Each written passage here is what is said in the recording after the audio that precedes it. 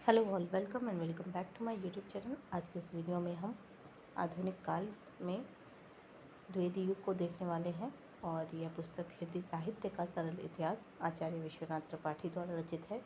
इस इतिहास ग्रंथ के हमने प्रीवियस वीडियो में आदिकाल के पोर्शन को कंप्लीट किया था, भक्तिकाल के पोर्शन को कंप्लीट कर लिया था, रीतिकाल के पोर्शन को भी कंप्लीट कर लिया था। आधुनिक काल में हमने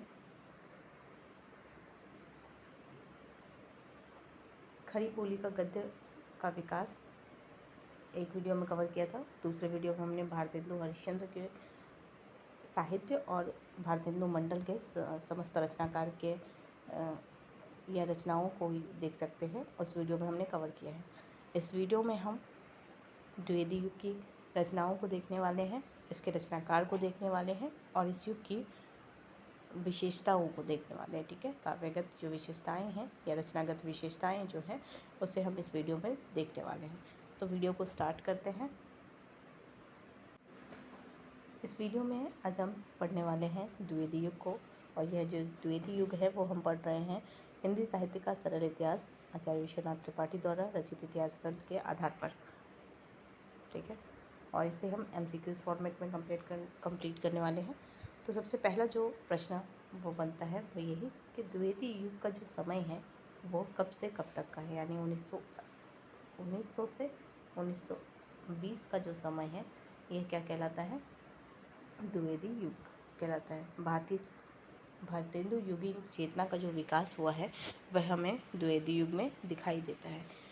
तो इस दृष्टि से यह युग महत्वपूर्ण हो जाता है और यह जो समय है यह भी एक महत्वपूर्ण प्रश्न के रूप में हमारे सामने आता है। ठीक है, तो इसे हम याद कर लेंगे कि जो द्विवेदी युग का जो समय है या कालखंड है वो क्या है, 1900 से 1920।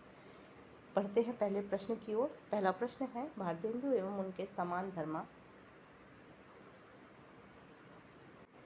लेखकों के प्रभाव से हिंदी काव्य भाषा किस ओर झुक रही थी।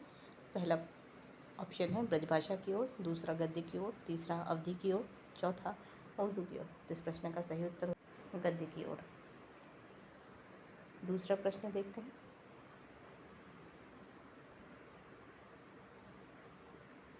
दूसरा प्रश्न है, मुगल साम्राज्य के अंतिम दिनों में असुरक्षा के कारण कौन कौन उत्तर भारत में फैल गए थे। ऑप्शन है किसान, सैनिक, व्यापारी। दूसरा है व्यापारी, शायर, कलावंत है वहाँ। सी कवि, संत, विद्वान। और डी पंडित, शिल्पकार और लेखक। तो मुगल साम्राज्य के अंतिम दिनों में असुरक्षा के कारण कौन कौन उत्तर भारत में फैल गए थे। तो इसका सही उत्तर बी, व्यापारी, शायर और कलावंत। ठीक है, तो इसका सही उत्तर हो जाएगा बी। अगला प्रश्न देखते हैं। अगला प्रश्न है, दक्षिण भारत में हिंदी या हिंदवी ने कब से जड़ पकड़ ली थी। तो इस प्रश्न का ऑप्शन है अकबर के समय से, बी मोहम्मद तुगलक के समय से, सी शाहजहाँ के समय से और डी औरंगजेब के समय से। तो इस प्रश्न का सही उत्तर बी मोहम्मद तुगलक के समय से, यानी दक्षिण भारत में हिंदी या हिंदवी ने कब जड़ पकड़ ली थी, मोहम्मद तुगलक के समय से। ठीक है, अगला प्रश्न देखते हैं। अगला प्रश्न है, आधुनिक साहित्य में काव्य भाषा के रूप में किस भाषा की वकालत की गई।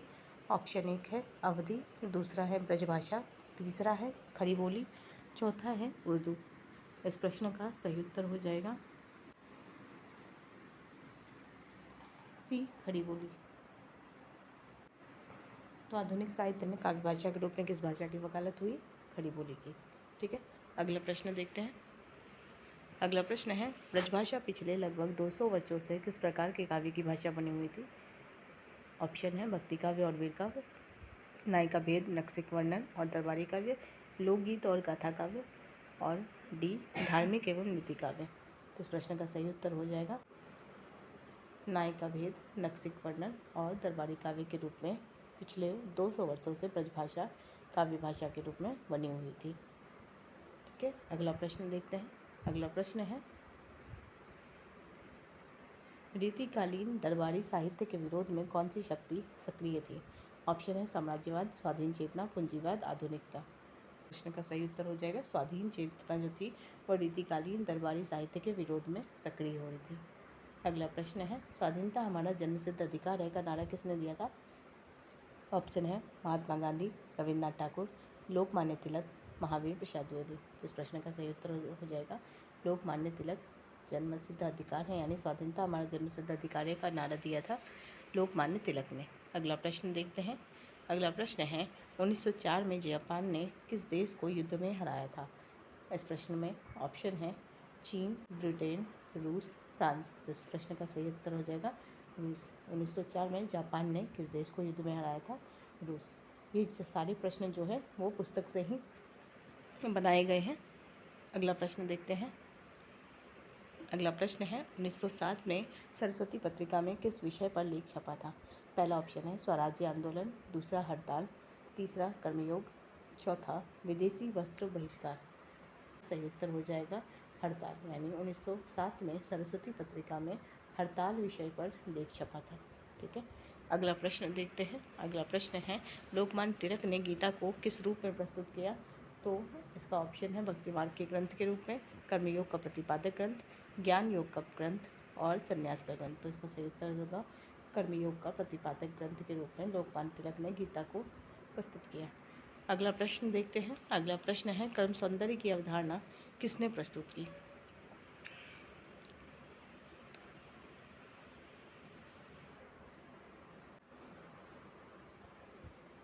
ऑप्शन है महात्मा गांधी, रामचंद्र शुक्ल, महावीर प्रसाद द्विवेदी और तीसरे हैं रविन्द्रनाथ ठाकुर। तो इस प्रश्न का सही उत्तर हो जाएगा कर्म सौंदर्य की जो अवधारणा प्रस्तुत की है वह रामचंद्र शुक्ल ने प्रस्तुत की है। ठीक है, इस प्रश्न का सही उत्तर हो जाएगा रामचंद्र शुक्ल, बी। अगला प्रश्न देखते हैं। अगला प्रश्न है, संपत्ति शास्त्र नामक पुस्तक किसने लिखी? तो इस पुस्तक के से यानी इस प्रश्न से कितने 2 प्रश्न बन जाते हैं। पहला प्रश्न, संपत्ति शास्त्र का जो प्रकाशन है वह कब है, और दूसरा, इस पुस्तक को किसने लिखी? तो पहला जो प्रश्न है उसके अनुसार 1908 होगा संपत्ति शास्त्र का प्रकाशन वर्ष, और इस पुस्तक को लिखने में जो ऑप्शन है वह है बाल गंगाधर तिलक, महावीर प्रसाद द्विवेदी, रविन्द्रनाथ ठाकुर, भारतेंदु हरिश्चंद्र। तो इसका सही उत्तर हो जाएगा महावीर प्रसाद द्विवेदी। संपत्ति शास्त्र के लेखक महावीर प्रसाद द्विवेदी, प्रकाशन वर्ष 1908। ठीक है, अगला प्रश्न देखते हैं। रविन्द्रनाथ ठाकुर को नोबेल पुरस्कार कब मिला था? ऑप्शन है 1910, 1907, 1913, 1915। इस प्रश्न का सही उत्तर हो जाएगा 1913। रविन्द्रनाथ ठाकुर को नोबेल पुरस्कार मिला 1913 में। अगला देखते हैं। अगला फैक्ट है, इसी समय यानी 1913 के समय ही नारा दिया गया था स्वतंत्रता हमारा जन्मसिद्ध अधिकार है। यह जो नारा है वो बाल गंगाधर तिलक ने दिया था। तो तिलक का यह नारा स्वतंत्रता हमारा जन्मसिद्ध अधिकार है, यह कब दिया गया? 1913। और 1913 में ही रविन्द्रनाथ ठाकुर को नोबेल पुरस्कार मिला। तो 2 यानी एक डेट से हमने 2 चीज़ें याद कर ली। 1913 में नोबेल पुरस्कार मिला रविन्द्रनाथ ठाकुर को, और स्वाधीनता हमारे जन्मसिद्ध अधिकार का नारा भी दिया गया। अगला प्रश्न देखते हैं। अगला है, द्विवेदी युग में साहित्य को किस रूप में देखा गया?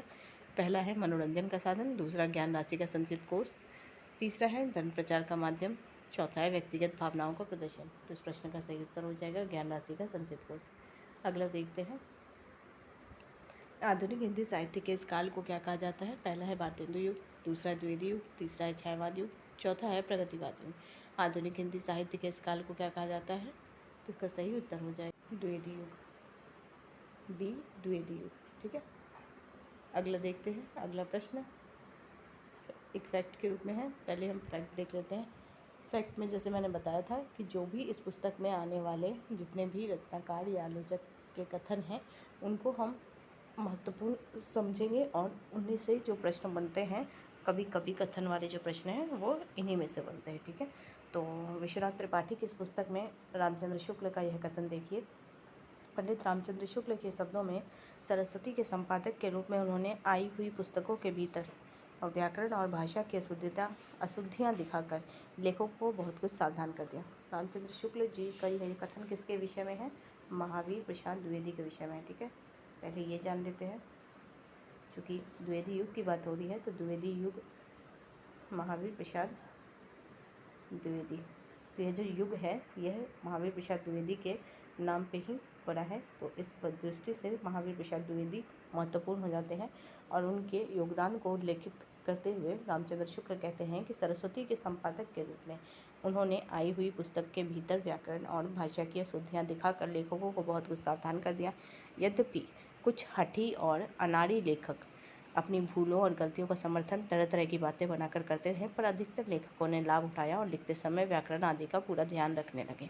गद्य की भाषा पर द्विवेदी जी के शुभ प्रभाव का स्मरण जब तक भाषा के लिए शुद्धता आवश्यक समझी जाएगी तब तक बना रहेगा। ठीक है, तो द्विवेदी जी ने भाषा की शुद्धता पर, भाषा के परिमार्जन पर बहुत अधिक जोर दिया था इस युग में।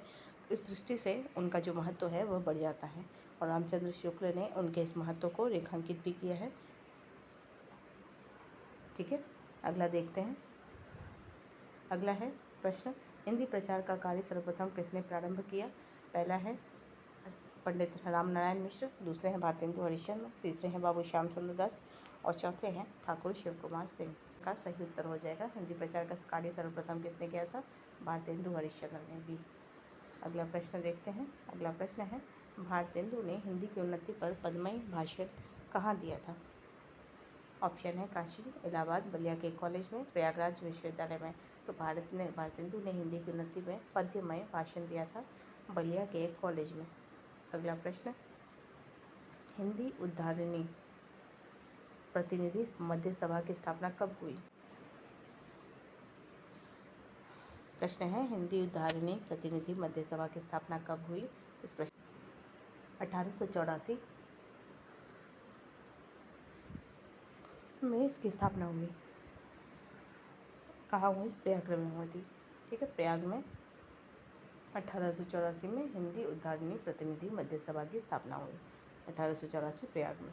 अगला प्रश्न देखते हैं, काशी नागरी प्रचारणी सभा की स्थापना किस वर्ष हुई? तो इस प्रश्न का जो ऑप्शन है 1893, 1884, 1905, 1877। इस प्रश्न का सही उत्तर हो जाएगा 1893। अगला प्रश्न देखते हैं। अगला प्रश्न है, काशी नागरी प्रचारणी सभा के संस्थापकों में निम्नलिखित में से कौन शामिल नहीं है? पहला ऑप्शन है बाबू श्याम सुंदर दास, दूसरा है पंडित रामनारायण मिश्र, तीसरा है ठाकुर शिव कुमार सिंह और चौथा है भारतेंदु हरिश्चंद्र। तो इसका जो सही उत्तर होगा, कौन शामिल नहीं है? तो भारतेंदु हरिश्चंद्र शामिल नहीं है, श्याम सुंदर दास हैं, रामनारायण मिश्र भी हैं और शिव कुमार सिंह भी हैं। तो ये तीनों जो हैं काशी नागरी प्रचारणी सभा के संस्थापकों में शामिल थे। अगर पूछा जाएगा काशी नागरी प्रचारणी सभा जो है उसका स्थापना वर्ष कब है? तो 93 है। लेकिन काशी नागरी प्रचारणी पत्रिका अगर पूछी जाए, जब पत्रिका पूछी जाएगी तो आप उसका समय क्या देंगे? 1896। ठीक है, पहले सभा आएगी यानी 93 में सभा और 3 साल बाद फिर क्या है? पत्रिका आएगी। ठीक है, इस तरीके से आपको याद रखना है कि सभा पूछा जा रहा है या पत्रिका पूछा जा रहा है, ये ज़रूर ध्यान रखना है। ठीक है, तो काशी नागरी प्रचारणी सभा अगर पूछी जाए तो 93 और अगर पत्रिका पूछी जाए तो 96।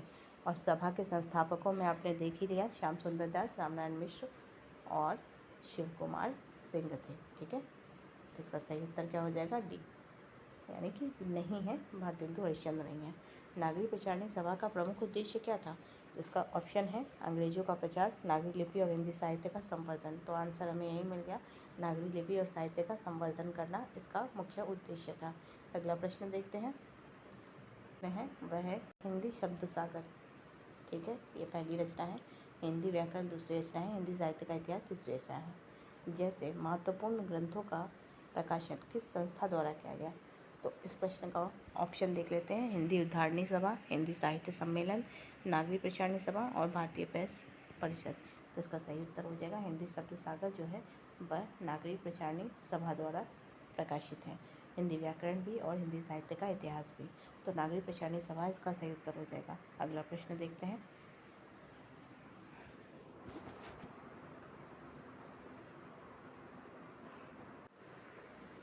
अगला प्रश्न है, खड़ी बोली हिंदी पर किन किन भाषाओं का प्रभाव एक साथ पड़ा था? ऑप्शन है संस्कृत, अंग्रेजी, बांग्ला, दूसरा है अंग्रेजी, बांग्ला, प्रादेशिक बोलियाँ, उर्दू, अरबी, अंग्रेजी, पंजाबी, गुजराती, तेलुगु। तो इस प्रश्न का सही उत्तर हो जाएगा अंग्रेजी, बांग्ला और प्रादेशिक बोलियों का प्रभाव खड़ी बोली पर पड़ रहा था।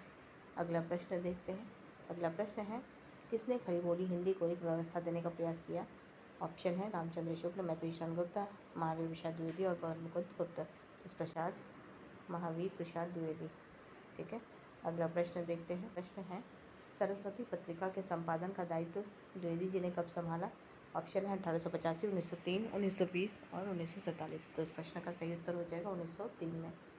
ठीक है, अगला देखते हैं। अगला जो प्रश्न है वह है द्विवेदी युग के साहित्य में कौन सी प्रवृत्तियाँ मानी जाती हैं? ऑप्शन है नीतिपरकता, इतिवृत्तात्मकता, गद्यात्मकता। दूसरा है हास्य व्यंग, कल्पनात्मकता, श्रृंगारिकता। तीसरा है देशभक्ति, आध्यात्मिकता, व्यक्तिवाद। चौथा है केवल काव्यता और श्रृंगार। तो इस प्रश्न का सही उत्तर क्या हो जाएगा? द्विवेदी युग की विशेषता क्या है? नीतिपरकता है, इतिवृत्तात्मकता है, गद्यात्मकता। तो इस दृष्टि से ए इसका सही आंसर हो जाएगा। अगला देखते हैं। अगला प्रश्न है द्विवेदी युग के प्रमुख निबंधकारों में कौन सम्मिलित नहीं है? अगला प्रश्न है द्विवेदी युग के प्रमुख निबंधकारों में कौन सम्मिलित नहीं है? ऑप्शन है Mahavir Prasad Dwivedi, option B Madhav Prasad Mishra, option C Balmukund Gupt, option D Jaishankar Prasad. तो इस प्रश्न का सही उत्तर हो जाएगा जयशंकर प्रसाद। ठीक है, अगला हम देखते हैं प्रश्न। अगला प्रश्न है फ्रांसिस बेकन के निबंधों का हिंदी में अनुवाद किसने किया? ऑप्शन है मैथिली शरण गुप्त, द्विवेदी जी ने स्वयं, चंद्रधर शर्मा गुलेरी, बालमुकुंद गुप्त। फ्रांसिस बेकन के निबंधों का हिंदी में अनुवाद किया है। इसका सही उत्तर हो जाएगा द्विवेदी जी ने स्वयं फ्रांसिस बेकन के हिंदी निबंधों का हिंदी अनुवाद किया है। अगला देखते हैं। अगला प्रश्न है निबंध विधा की किस विशेषता को पंडित रामचंद्र शुक्ल ने रेखांकित किया है? पहला ऑप्शन है ठोस वैचारिकता को, व्यक्तिगत विशेषता का उद्घाटन करना, तीसरा कथात्मकता और चौथा हास्य। उत्तर हो जाएगा व्यक्तिगत विशेषता का उद्घाटन करना। निबंध विधा की विशेषता क्या है जिसे उद्घाटित किया रामचंद्र शुक्ल ने? व्यक्तिगत विशेषता को उद्घाटित करना। अगला प्रश्न देखते हैं। अगला जो प्रश्न है उससे पहले हम रामचंद्र शुक्ल का जो ये कथन आया था ऐसे हम पूरा देख लेते हैं। निबंध विधा की विशेषता बताते हुए रामचंद्र शुक्ल ने लिखा है संसार की हर एक बात और सब बातों से संबद्ध है। अपने अपने मानसिक संगठन के अनुसार किसी का मन किसी संबंध सूत्र पर दौड़ता है, किसी का किसी और पर। ये संबंध सूत्र एक दूसरे से ऐसे ही नथे हुए हैं, पत्ते के भीतर की नसों के समान चारों ओर एक जाल के रूप में फैले हुए हैं। तो ये जो कथन है यह किसका है? रामचंद्र शुक्ल का है और यह निबंध के विषय में है। ठीक है, निबंध विधा के विषय में है। अगला प्रश्न देखते हैं। अगला प्रश्न है पंडित रामचंद्र शुक्ल का निबंध कविता क्या है पहली बार कब लिखा गया था? ऑप्शन है 1905, 1907, 1909 और 1911। तो इस प्रश्न का सही उत्तर वही बार जो यह निबंध लिखा गया था कविता क्या है? ये रामचंद्र शुक्ल ने लिखा है पहले तो, और यह 1909 में पहली बार लिखा गया है। ठीक है, अगला प्रश्न है पंडित महावीर प्रसाद द्विवेदी के निबंधों की मुख्य विशेषता क्या थी? ऑप्शन है गेयता और काव्यात्मकता, स्पष्टता और तर्कपूर्ण विवेचना, केवल साहित्यिक आलोचना, भावुक शैली। तो इसका सही उत्तर स्पष्टता और तर्कपूर्ण विवेचना। निबंधों यानी द्विवेदी जी के निबंधों की विशेषता क्या है? स्पष्टता होती है और तर्कपूर्ण विवेचना होती है। अगला प्रश्न देखते हैं। उससे पहले हम ये देख लेते हैं द्विवेदी जी के निबंध है कवि और कविता क्या हिंदी नाम की कोई भाषा ही नहीं है? यह एक निबंध है किनका है? द्विवेदी जी का। और कवि और कविता ये एक निबंध है। ठीक है, तो दो निबंध जो है हमें जानने को मिला है द्विवेदी जी के विषय में। किनके दो विषय हैं? दो निबंध है, एक का नाम है कवि और कविता, दूसरे का नाम है क्या हिंदी नाम की कोई भाषा ही नहीं है। ठीक है, अगला प्रश्न देखते हैं। अगला प्रश्न है पंडित महावीर प्रसाद द्विवेदी के निबंधों में कलात्मकता की अपेक्षा किस पर अधिक जोर था? ऑप्शन है भावनात्मक अभिव्यक्ति पर, दूसरा अपनी बात को समझा बुझा कर कहने पर, तीसरा है कहानी कहने पर, चौथा है हास्य व्यंग पर। आंसर जो है इसका सही आंसर हो जाएगा अपनी बात को समझा बुझा कर कहने पर जो कलात्मकता होनी चाहिए निबंध पर उस पर जोर देते हैं कौन? द्विवेदी जी। अगला प्रश्न देखते हैं। अगला प्रश्न है पंडित चंद्रधर शर्मा गुलेरी के निबंधों की प्रमुख विशेषता क्या है? तो इससे पहले हम देख लेते हैं कि गुलेरी जी का जो जन्म है वो 1883 में हुआ है और 1920 में उनका क्या हुआ है? मृत्यु हुई है। ठीक है, ये तो दो जो प्रश्न हैं वो इससे निकलते हैं। तीसरा जो प्रश्न है वह है निबंधों की प्रमुख विशेषता क्या है? तो ऑप्शन में है मात्र हास्य व्यंग, दूसरा अतीत और वर्तमान का समन्वय, केवल दार्शनिक चर्चा और केवल सामाजिक। द्विवेदी जी के निबंधों की विशेषता क्या है? अतीत और वर्तमान का समन्वय। इस प्रश्न का उत्तर हो जाएगा बी, अगला प्रश्न देखते हैं, चंद्रधर शर्मा गुलेरी के किस निबंध का नाम इस पाठ में नहीं दिया गया है? ऑप्शन है कछुआधर्म, मारिसी मोही कुंठाओ, मजदूरी और प्रेम, उपरोक्त में से कोई नहीं। तो इसका सही उत्तर हो जाएगा मजदूरी और प्रेम, क्योंकि मजदूरी और प्रेम किसका है? सरदार पूर्ण सिंह का है। ठीक है, आप आगे पढ़ेंगे इसे, लेकिन फिलहाल जो कछुआ धर्म और मारिसी मोही कुंठाव है वो किनका है? गुलेरी जी का है निबंध। अगला देखते हैं, अगला प्रश्न है, अध्यापक पूर्ण सिंह की लेखनी में किसका मिश्रण दिखाई देता है? तो अध्यापक पूर्ण सिंह का पहले हम देख लेते हैं। जन्म 1881 है, 1931 इनकी मृत्यु का समय है। ठीक है, तो मिश्रण कैसे किसका दिखाई देता है? पहला ऑप्शन है हास्य और व्यंग का, दूसरा बहुगीता और भावुकता का, तीसरा इतिहास और राजनीति का, चौथा विज्ञान और बहुगीता और भावुकता जो है इनके निबंधों की लेखनी में, यानी लेखनी में इनके दिखाई देता है क्या? बहुगीता और भावुकता। अगला है पॉइंट, मजदूरी और प्रेम नामक निबंध किसने लिखा? तो इसका सही उत्तर क्या हो जाएगा? अध्यापक पूर्ण सिंह, अभी हमने देखा। ठीक है, अध्यापक पूर्ण सिंह भी कह सकते हैं, सरदार पूर्ण सिंह भी कह सकते हैं। ठीक है, दोनों एक ही हैं। अगला प्रश्न देखते हैं। अगला प्रश्न देखने से पहले एक फैक्ट को जान लेते हैं, वो ये कि अध्यापक पूर्ण सिंह या सरदार पूर्ण सिंह ने टोटल 6 निबंध ही लिखे हैं। ठीक है, इन 6 निबंध का नाम है आचरण की सभ्यता, मजदूरी और प्रेम। इन 6 निबंध को देख लेते हैं। आचरण की सभ्यता, मजदूरी और प्रेम, सच्ची वीरता, कन्यादान, पवित्रता, अमेरिका का मस्त कवि वॉल्ट हिटमैन। ठीक है, तो ये 6 निबंध इन्होंने लिखे हैं और इन 6 निबंधों के द्वारा ही इनकी जो ख्याति हुई है वो निबंधकार के रूप में हुई है। तो ये 6 निबंध आपको याद होने चाहिए, आचरण की सभ्यता, मजदूरी और प्रेम, सच्ची वीरता, कन्यादान, पवित्रता और अमेरिका का मस्त कवि वॉल्ट हिटमैन। अगला प्रश्न है, अध्यापक पूर्ण सिंह किस विचारधारा में विश्वास रखते थे? ऑप्शन 1 है आधुनिक भौतिकवाद, दूसरा है समानता, शांति और मानवीय करुणा, तीसरा है केवल भारतीय परंपरा और चौथा है साहित्यिक यथार्थवाद। इसका सही समानता, शांति और मानवीय करुणा। अगला प्रश्न है, बाबू श्याम सुंदर दास जिनके निबंध प्रायः किस उद्देश्य से लिखे गए थे? ऑप्शन है राजनीतिक प्रचार के लिए, विश्वविद्यालय के पाठ्यक्रम को ध्यान में रखकर, साहित्यिक मनोरंजन के लिए या धार्मिक सुधार के लिए। तो इस प्रश्न का सही उत्तर हो जाएगा कि बाबू श्याम सुंदर दास ने जितने भी निबंध लिखे उसका उद्देश्य विश्वविद्यालय के पाठ्यक्रम को ध्यान में रखकर लिखा गया था। इससे पहले एक और चीज़ ध्यान देने योग्य है, वही है इनका जन्म और इनकी मृत्यु वर्ष। 1875 में इनका जन्म हुआ है और मृत्यु वर्ष है 1945। ठीक है, अगला प्रश्न देखते हैं। अगला प्रश्न है, बाल मुकुंद गुप्त के विषय में कि किस नाम से ये व्यंग लिखा करते थे? तो पहला ऑप्शन है भारतेंदु, शिव शंभू, ठाकुर और गोपाल दास। तो इस प्रश्न का सही उत्तर हो जाएगा शिव शंभू के नाम से ये व्यंग लेख लिखा करते थे और 1865 में इनका जन्म है और 1907 में इनकी मृत्यु है। तो ये 3 प्रश्न हमें इस प्रश्न से मिलते हैं। ठीक है, तो व्यंग लेखक में ये शिव शंभू के नाम से जाने जाते हैं। ठीक है, शिव शंभू के चिट्ठे लेखक ने सच्ची बात कहने के लिए कौन सी शैली अपनाई? ऑप्शन है ऐतिहासिक वर्णन, बी हास्य व्यंग शैली, सी वैज्ञानिक पद्धति, डी काव्यात्मक भाषा। तो इसका सही उत्तर हो जाएगा कि यानी सच्ची बात कहने के लिए उन्होंने हास्य और व्यंग शैली को अपनाया है। ठीक है, हास्य व्यंग शैली को अपनाया। शिव शंभू के चिट्ठे का लेखक भांग के नशे में होने का मुखौटा पहन लेता है। ठीक है, यानी बात अगर कोई गंभीर बात अगर वो कह रहे हैं तो हास्य व्यंग शैली का सहारा तो ले रहे हैं, लेकिन हर बार वो क्या कह रहे हैं कि जो पात्र है वो क्या है? भांग की नशे में है। ठीक है, इससे क्या होगा कि उस व्यक्ति पे या उस लेखक पे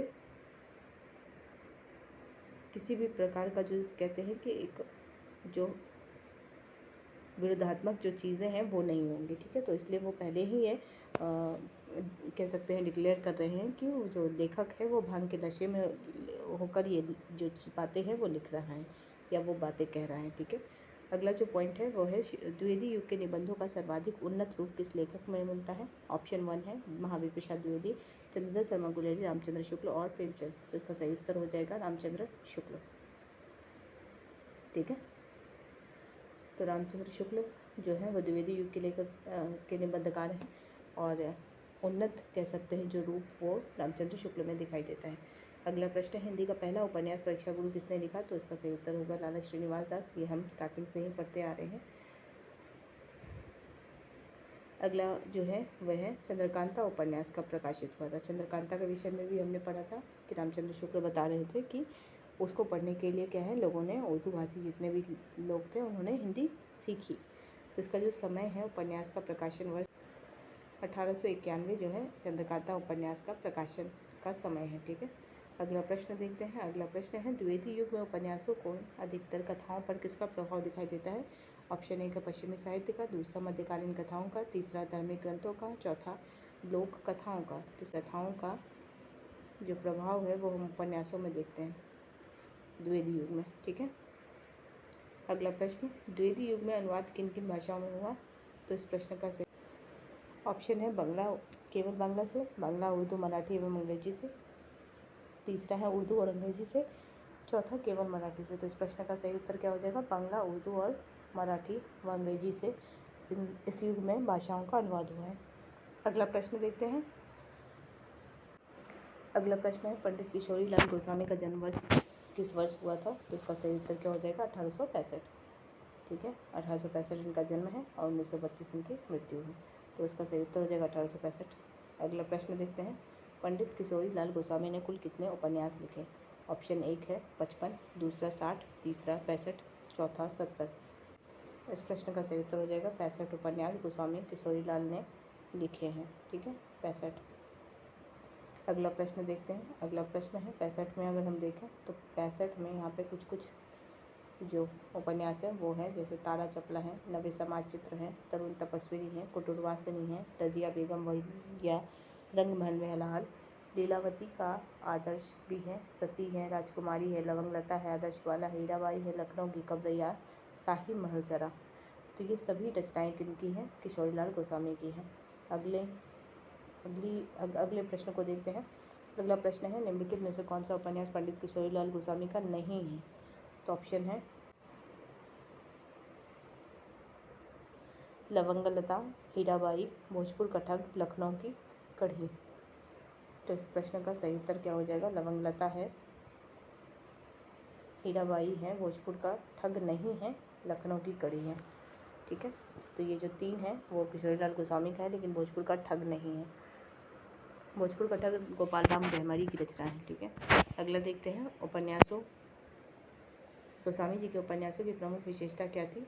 ऑप्शन है ऐतिहासिकता की गहराई, यौन भावना प्रधानता, रहस्य और रोमांच। डाल जाएगा। इस प्रश्न का सही उत्तर हो जाएगा यौन भावना प्रधानता गोस्वामी जी यानी किशोरी लाल गोस्वामी के उपन्यासों की विशेषता थी। अगला प्रश्न देखते हैं, गोस्वामी जी के ऐतिहासिक उपन्यासों में कौन सी कमी पाई जाती है? ऑप्शन एक है भाषा की जटिलता, कालदोष, नायक की कमी, घटना व चित्र का अभाव।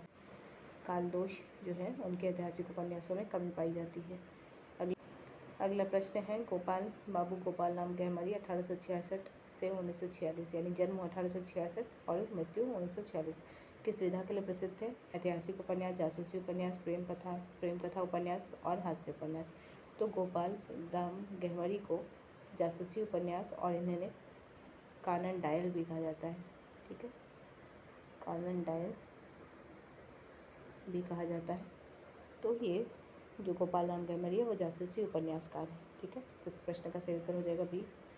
अगला देखते हैं, बाबू गोपाल राम गहमरी के प्रमुख उपन्यासों में से एक है।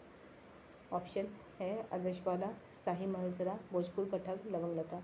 आदर्शवाला किशोरी लाल गोस्वामी, शाही महल जरा किशोरी लाल गोस्वामी, लवंगलता किशोरी लाल गोस्वामी, भोजपुर का ठग गोपाल राम गहमरी का है। ठीक है, तो इसका सही उत्तर हो जाएगा सी। अगला देखते हैं, इस युग के उपन्यासों की कौन सी विशेषता थी? ऑप्शन है चरित्र और परिस्थिति में गहन अंतर संघर्ष, घटना वैचित्र और मनोरंजन की प्रधानता, गहन मनोवैज्ञानिक चित्रण और प्रयोगधर्मिता। तो इसका सही उत्तर हो जाएगा घटना वैचित्र और मनोरंजन की प्रधानता। अगला प्रश्न देखते हैं, आधुनिक कथा साहित्य का एक प्रमुख लक्षण क्या है? ऑप्शन एक है पूर्व निश्चित चरित्र का अभाव, बी धार्मिक उपदेश, बी लंबाई, सी लंबाई और विस्तार, डी नैतिक निष्कर्ष। तो इस प्रश्न का सही उत्तर हो जाएगा पूर्व निश्चित चरित्र का अभाव, ए। ठीक है, आधुनिक कथा साहित्य का प्रमुख लक्षण क्या है? पूर्व निश्चित चरित्र का अभाव है इसमें। अगला प्रश्न है, नामवर सिंह के अनुसार कहानी ऑप्शन है लघु जीवन खंड के माध्यम से सत्य को प्रकट करती है, केवल मनोरंजन के लिए होती है, पूर्व निश्चित चरित्र पर आधारित होती है, इतिहास का वर्णन करती है। इस प्रश्न का सही उत्तर लघु जीवन खंड के माध्यम से सत्य को प्रकट करती है। ठीक है, नामवर सिंह के अनुसार कहानी क्या करती है? लघु जीवन खंड के माध्यम से सत्य को प्रकट करती है। ठीक है, नामवर सिंह का एक और कथन है, कहानी छोटे मुंह बड़ी बात करती है। ठीक है, ये महत्वपूर्ण कथन है, इसे आप याद रखेंगे कि ये नामवर सिंह जी ने कहा था। तो वीडियो को यहीं पे एंड करते हैं और अगला जो वीडियो है इसी का जो पार्ट सेकंड है वो हम अलग वीडियो में करेंगे, ठीक है। तो वीडियो को एंड तक देखने के लिए थैंक यू सो मच।